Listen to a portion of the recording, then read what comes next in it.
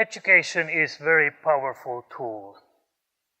And since I come from Finland and I say that I'm from Finland, I'm from the Ministry of Education, everybody says to me that easy for you to talk about education because you come from Finland. Well, it's not been easy always. It's taking a lot of work, as everything. Like my mother, when she went to school, it was right after the war. The whole country was destroyed. And the biggest obstacle for the children to go to school was that they didn't have proper shoes or clothes to go to school, especially in the wintertime. And luckily, UNICEF brought in loads and loads of clothes to Finns so that the children could go to school. And even my mother. And she then later came as a teacher. And gave a birth of me. And when I went to school, it was just in the eve of the biggest reform in Finnish education. And a lot of the elements that we enjoy today were done at that time. And it wasn't immediate development. I went to school in 1972, and in 1978 we had all the pieces first time in place. And we didn't know if we were doing well or not, but in the beginning of 2001, 2003, 2006, we had some international data flowing to Finland, and they said that, what are you guys doing? How are you excelling so well? And we were just, what? We don't know. We just do our best. And if something is not working, we just take it away.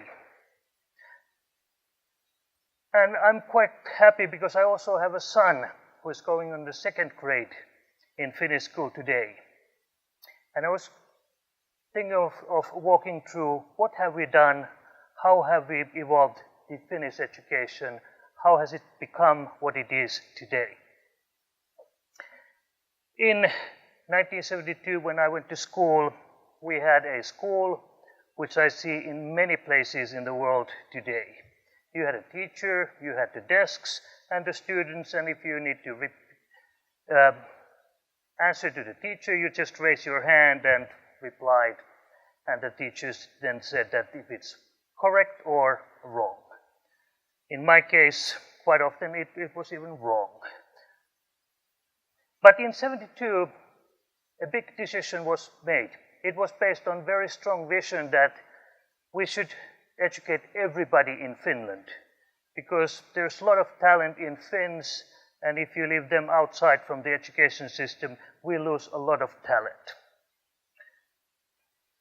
The second thing after the strong vision was that teacher training.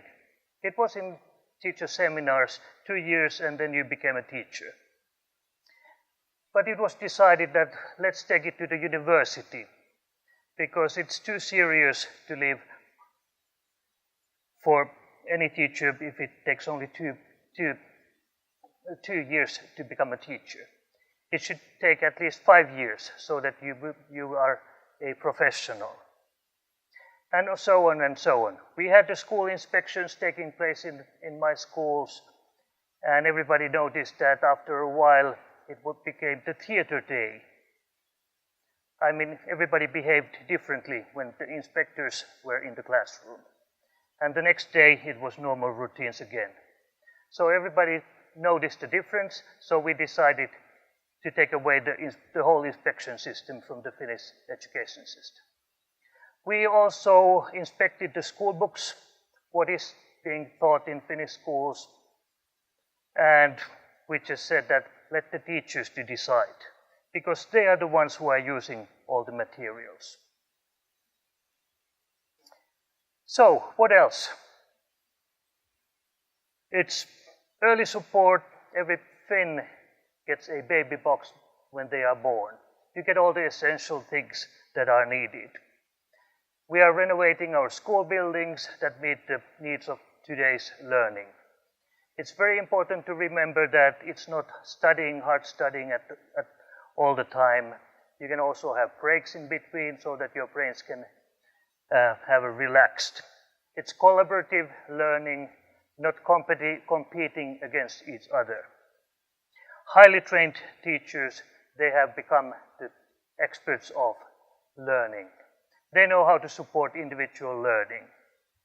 And we even have these school meals in place so that everybody gets the proper nutrition, and then later on they learn to eat healthy food.